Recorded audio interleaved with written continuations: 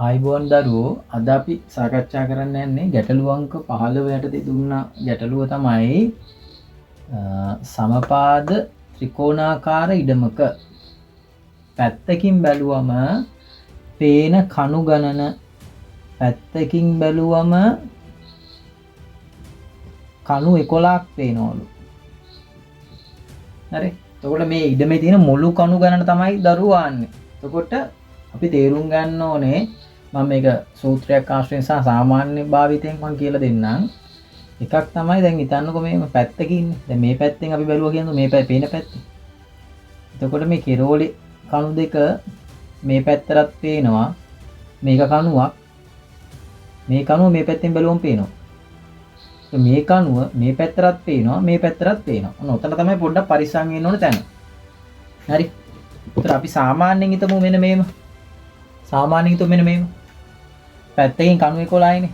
ඒතර මේ පැත්තෙන් 11යි නම් මේ දෙක නැතුව පුතේ මැදට එනවා 9ක්. මතක තියාගන්න. ඒතර මේකෙත් මේ දෙක නැතුව මැදට එනවා 9ක්. මේ දෙක නැතුව මැදට එනවා 9ක්. එතකොට අපි ලේසියෙන් ගන්න පුළුවන් 9 වරක් 3 27යි. මේ මැද කණු 3 එකතු කරාම කණු 30යි. නැත්තම් සමහරක් ළමයි හිතනවා මේ පැත්තකින් කණු 11ක් කොම 11 වැඩි කිරීම 3 කියලා නම් 33 ගන්න. ඒක වැරදි. හරි. මොකද මේ පැත්තකින් පේන කණු වල මේ මැද කණුව ගත්තාම මේ පැත්තටත් පේනවා මේ පැත්තටත් පේනවා. ඒක තමයි කල්පනාවෙන් ගන්න ඕනේ. මේ ගැටලුවේ තියෙන වැදගත්කම. හරි මේ කණුව මේ පැත්තටත් පේනවා මේ පැත්තටත් පේනවා. එතකොට මේ කණුව දෙපැත්තටම අදාළයි. ඒ නිසා අපි මේක සූත්‍රයකට ආදේශ කරොත් මෙන්න මේ විදිහට පැත්තකින් පෙනෙන කණු ගණන 11යිනේ. එයා වැඩි කරනවා පුතේ පැති ගණනින්. ආයි ඒ එන උත්තරේ අඩු කරනවා පැති ගණනින්. එතකොට අපිට හරිම ලේසියෙන් 11 වරක් 3 33යි 33න් 3ක් ගියාම 30යි කියලා උත්තරේ ගන්න පුළුවන්.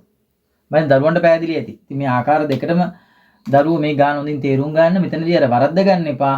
පැත්තකින් 11යි කියලා අරගෙන ඒක 3න් වැඩි කරලා ගන්න එපා. එතකොට එන්නේ 33ක්. එතකොට උත්තරේ වැරදි. ඒ නිසා හොඳට තේරුම් ගන්න. පැත්තකින් මේ පේන මුල් එක අනුව පැති දෙකටම අදාළයි. අතේ යනු ඒක පොදු කණුවක් විතර අපි අරගන්න ඕනේ. දැන් කල්පනාකාරීව මේ ගානක් ගන්න ඕනේ. දැන් මම ඊළඟ ගානෙදි දෙනවා ඕගලන්ට විශේෂයෙන්ම මේ මුළු කණු ගණන දීලා පැති ගණන දීලා පැත්තකින් පේන කණු ගණන හොයන්න. ඒතර ඒක දරුවන්ට පොඩ්ඩක් මේකම ආදේශ කරලා සමීකරණයට මෙහෙට කරලා ගන්න පුළුවන්. හරි. ඒ නිසා මේක පොඩ්ඩක් හොඳින් බලන්න. ඒතර කණු සම්බන්ධව මම දැන් ආකාර 3ක් කතා කරලා තියෙනවා. තව ගැටලුවක් දෙනවා. එතනින් අපිට අවසන් කරන්න පුළුවන්.